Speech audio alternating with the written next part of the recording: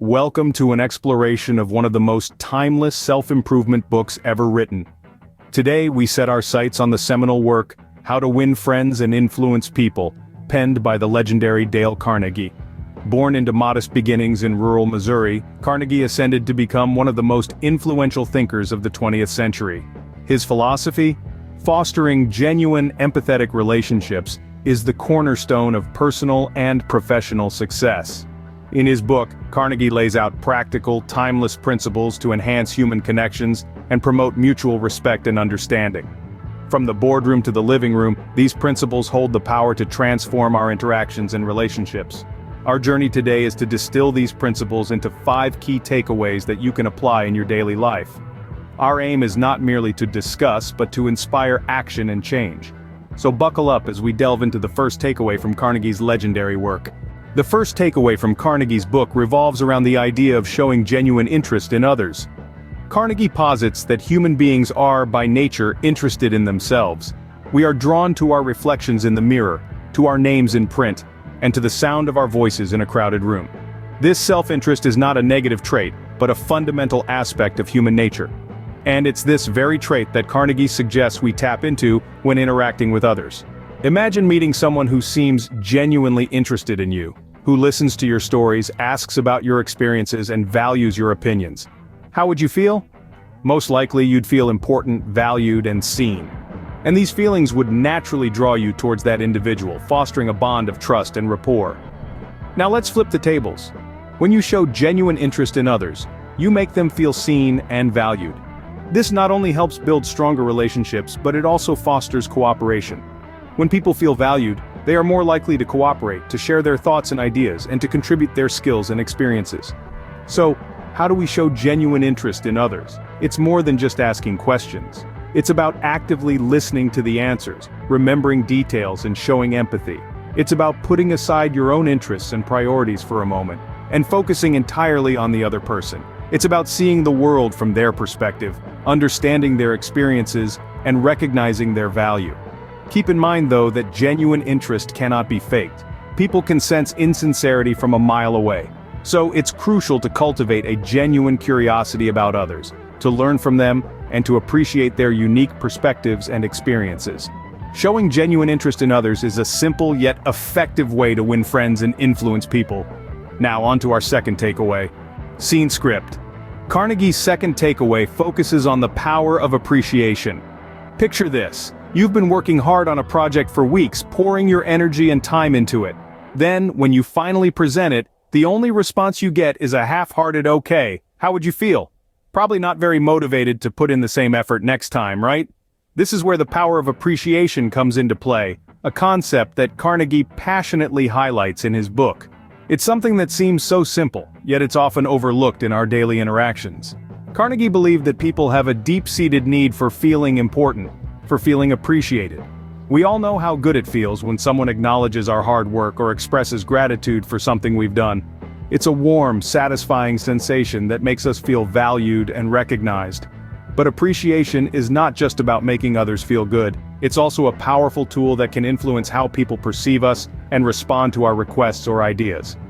When we show sincere appreciation, we are essentially saying, "I see you. I value your efforts and contributions." This acknowledgement can open doors, build bridges, and foster stronger relationships. However, it's important to note that the key word here is sincere. False flattery or insincere compliments can be easily spotted and can do more harm than good. People can tell when you're just going through the motions, so if you're going to show appreciation, make sure it comes from a genuine place. Consider this. The next time you interact with someone, whether it's a colleague, a friend, or even a stranger, try showing some sincere appreciation. Notice their reaction, their body language, the look on their face. Chances are, you'll see a positive change. By showing appreciation, you not only make others feel good, but you also increase your own influence. And that's what Carnegie's second takeaway is all about, understanding the power of genuine appreciation and using it to positively influence those around us. By showing appreciation, you not only make others feel good, but you also increase your own influence. Let's move on to the third takeaway. Our third takeaway from Carnegie's book is the art of listening.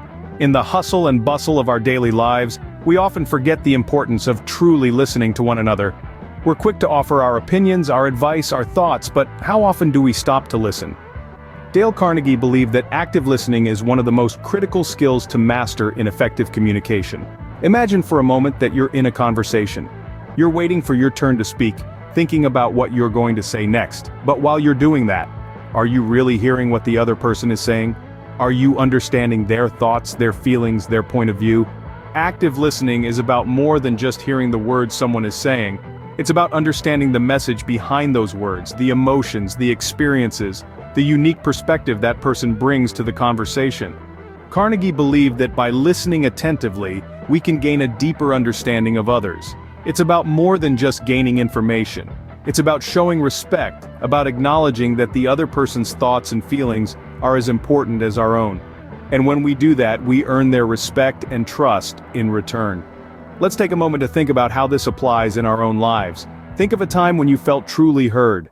How did it make you feel? Valued, respected, understood. Now, think of a time when you felt ignored or misunderstood. It's a stark contrast, isn't it? That's the power of active listening.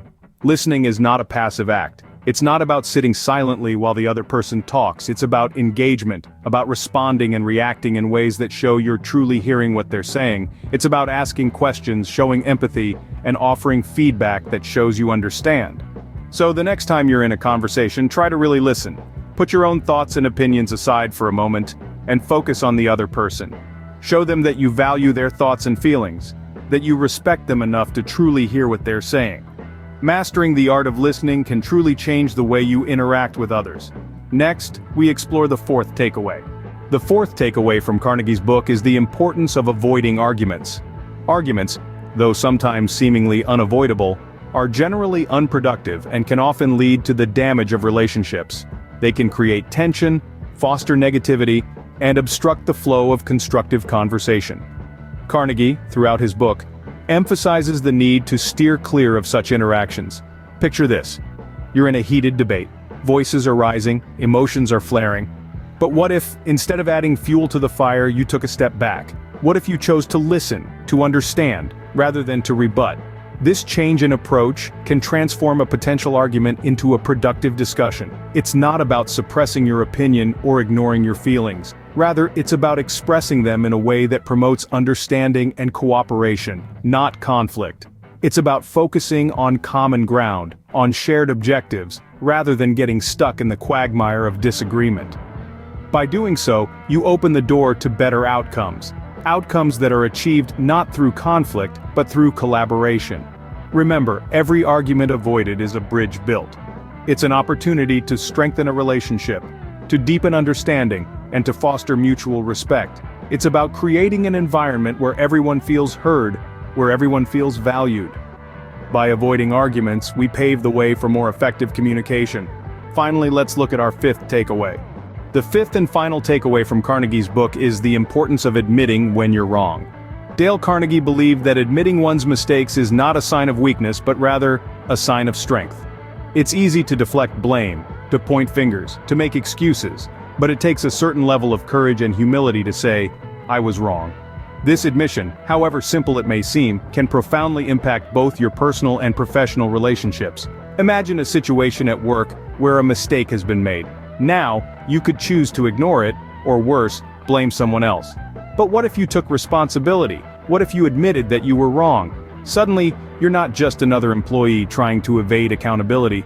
You're someone who values integrity and honesty. This admission, while it may seem like a setback, actually helps to build trust. Your colleagues and superiors will respect your willingness to take responsibility. Similarly, in personal relationships, admitting when you're wrong can strengthen bonds. It shows that you value the relationship more than your ego. It shows that you're willing to learn and grow. It shows that you're human, just like everyone else. In essence, Carnegie's belief is this: admitting when you're wrong is not just about taking responsibility for your actions. It's about showing respect for those around you. It's about building trust and fostering stronger, more meaningful relationships. Admitting when you're wrong is a powerful tool for winning friends and influencing people. We have now explored the 5 key takeaways from Dale Carnegie's How to Win Friends and Influence People. First, we journeyed through the importance of showing genuine interest in others, a simple yet profound way to win hearts. Then, we delved into the power of appreciation, a tool that can strengthen bonds and foster positivity. Our third stop highlighted the art of listening, underlining the significance of fully understanding others before seeking to be understood. Moving forward, we navigated the terrain of avoiding arguments, a principle that promotes peace and harmony. Lastly, we underscored the humility in admitting when we're wrong, a quality that builds trust and respect. Each of these takeaways have the potential to profoundly impact our personal and professional relationships. They guide us towards becoming better communicators, more empathetic friends, and influential leaders. By implementing these principles in your life, you can truly change the way you interact with others and increase your influence. Until next time, keep learning and growing.